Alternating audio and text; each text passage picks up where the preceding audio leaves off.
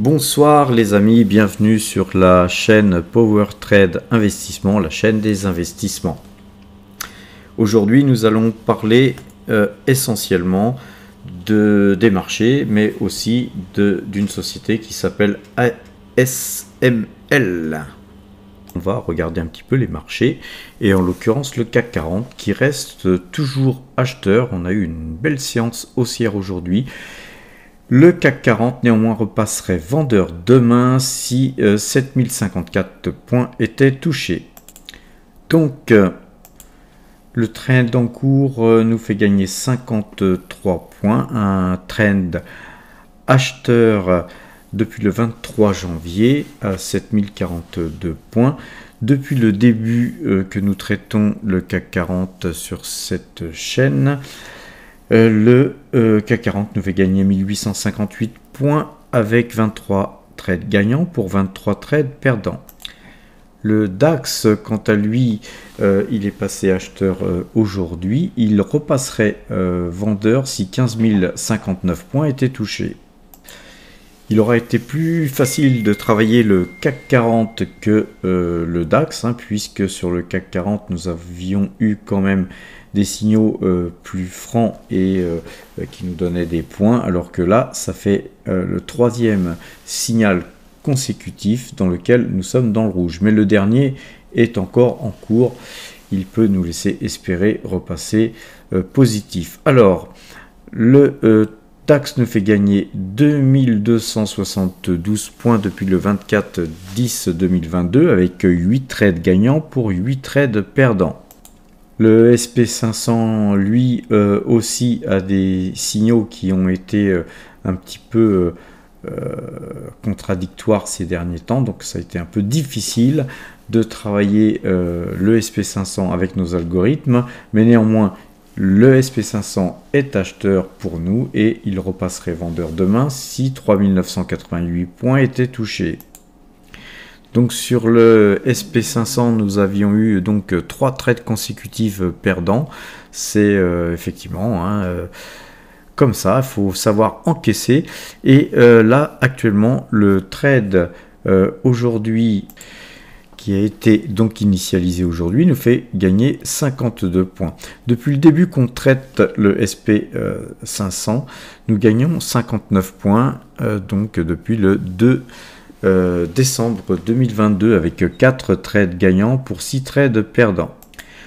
Le Brent, quant à lui, est toujours acheteur. Vous voyez que la moyenne 2 jours, 12 jours est toujours croisée dans le sens de l'achat. On est venu néanmoins retoucher aujourd'hui cette moyenne 12 pour repartir de plus belle.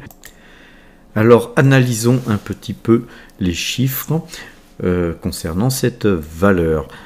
Alors, ASML a un PER de 33,4 pour l'année 2023 estimé et en 2024, elle aurait un PER de 26,8, ce qui est très élevé comme PER, mais par contre, c'est une société qui a l'habitude d'avoir un PER très élevé puisqu'en 2019, elle avait un peu plus de 42, en 2020, elle avait plus que 46 et en 2021 un PER de 49,3.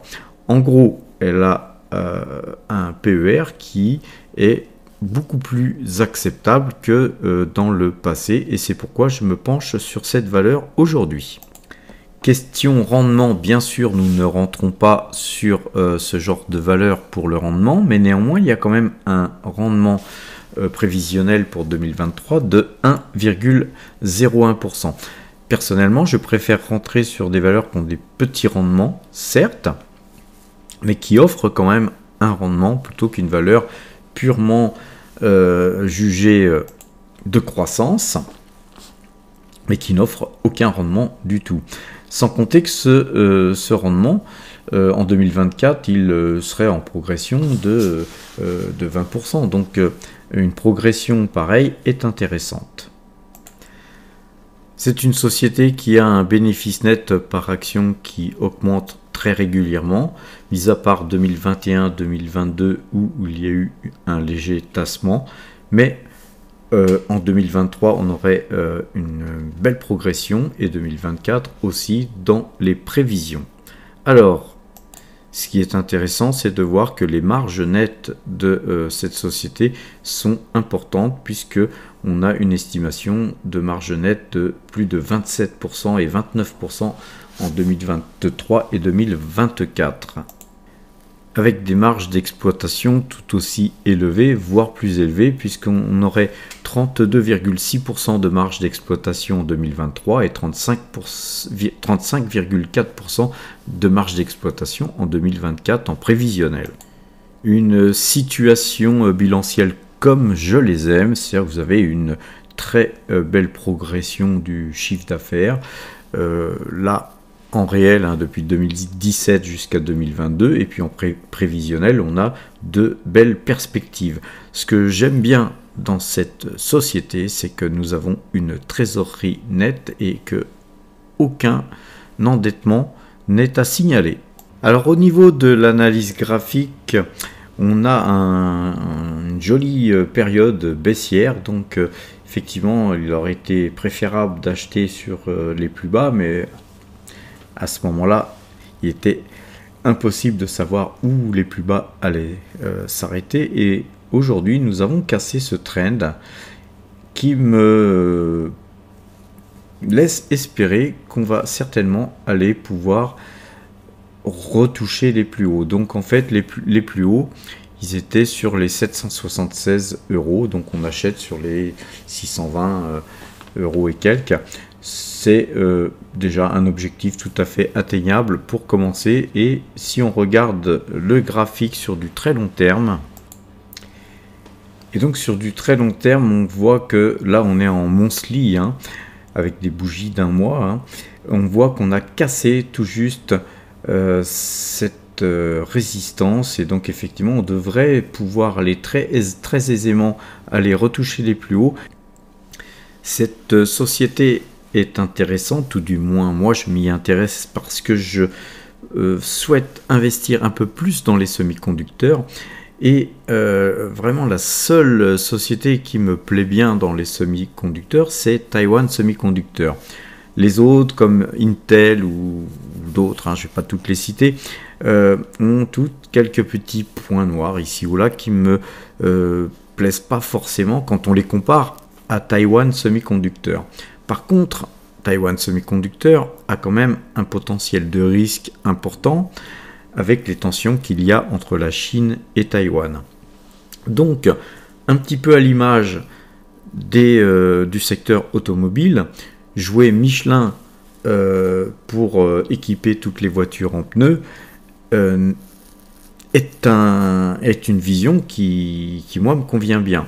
Et investir dans une société qui équipe tous les fabricants de semi-conducteurs est à peu près la même stratégie. Donc j'ai acheté aujourd'hui du ASML tout simplement parce que ASML fait partie des très peu de sociétés qui justement équipent les sociétés qui fabriquent des semi-conducteurs. Et donc nous diversifions notre risque dans le même secteur et dans un secteur très porteur, puisque ASML est la société qui est peut-être la mieux valorisée, mais qui est celle qui a le plus de perspectives, tout du moins à mon avis. Et pour terminer dans les chiffres, le point qui me satisfait le plus en fait, c'est que cette société a un ROE de 72,9%, c'est absolument magnifique en prévision pour 2023, alors qu'elle avait déjà un ROE en 2022 de 59,4%, c'est absolument parfait comme chiffre, on ne peut pas demander mieux. Donc aujourd'hui ont été achetés sur un compte 32 ASML Holding, exécuté à 626,52 €. Et sur un deuxième compte, nous avons acheté 15 autres ASML Holding, exécutés à 627,60 €. Ce qui nous fait un total de 47 titres, avec une nouvelle ligne donc ouverte. Et ASML dorénavant pèse 3,74% dans nos allocations d'actifs concernant ce titre. Nous affichons donc aujourd'hui 4,07% de hausse par rapport au début de l'année. Notre portefeuille donc nous fait gagner 30 405 euros aussi depuis le 1er janvier. Alors, ce qu'il faut aussi savoir, c'est que depuis quelque temps, vous avez remarqué que le portefeuille de PowerTrade est en train de se reconfigurer. Donc il y a des valeurs qui nous ont quittés, hein. Nous avons allégé sur certaines valeurs, nous avons vendu totalement certaines autres valeurs et nous nous reportons peut-être un peu plus sur des valeurs technologiques, hein, comme Microsoft, comme Google et Tesla. Tesla gagne pratiquement 10% aujourd'hui. Les chiffres étaient quand même très bons annoncés hier après la clôture. Et puis nous sommes aussi un petit peu investis sur le SP500, le S&P 500 qui repasse acheteur aujourd'hui. Donc il est probable que demain nous compléterons notre ligne sur le S&P 500 au niveau des trackers qui compose notre portefeuille. C'est un vecteur que je souhaite augmenter en termes d'investissement et puis peut-être que nous compléterons aussi progressivement, hein, notre ligne totale pour aller jusqu'à 8000 titres, mais ça c'est pas urgent. Voilà les amis, donc je vais vous souhaiter une bonne fin de soirée et à demain si vous le voulez bien.